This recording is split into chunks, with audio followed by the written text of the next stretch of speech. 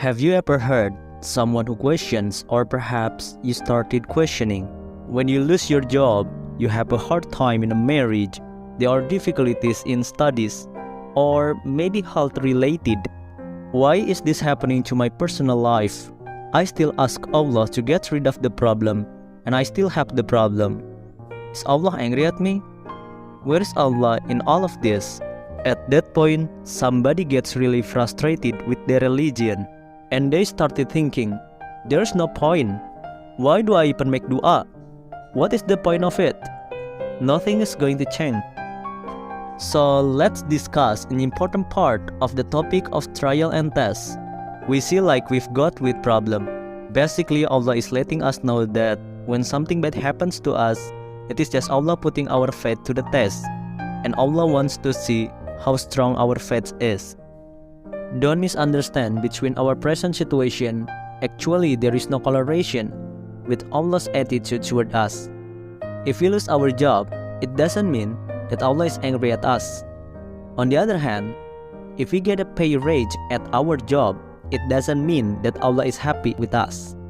Instead, Allah presents us with this different situation to see how we react to them, and whether we are willing to believe in Allah that still loves and cares to us. When we don't see Allah, it doesn't mean Allah doesn't have plan to us either.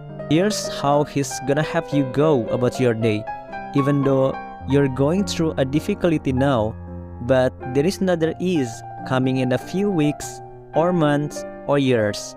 We don't know. When we go through trials, that's actually to check and see us, because it's easy to believe in Allah when things are good. Trust Him that loves you more than you could possibly even love yourself.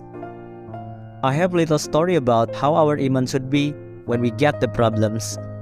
A samurai and the love of his life had just gotten married and were traveling by boat to their honeymoon. When a huge storm hit, the samurai's wife began to tremble with fear. There was no shore in sight, and their boat looked like it would capsize at any moment. When she ran to find her husband, she found him peacefully, looking out at the sea, as if the sun was out and the waves were calm. She ran up to him and yelled, "How can you be so calm when you are about to die? Don't you value your life?" When the samurai heard her say this, he pulled out his sword and put it to his wife's neck.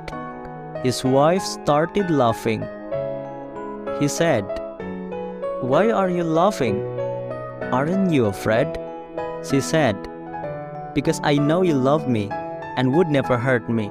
The samurai smiled and said, "Well, I'm in the hands of the one who loves me too, so how can I be afraid?"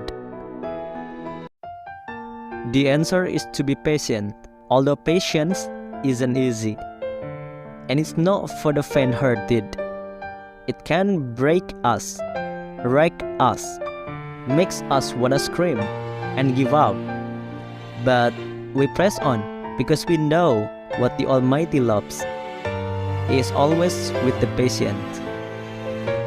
Thank you for watching.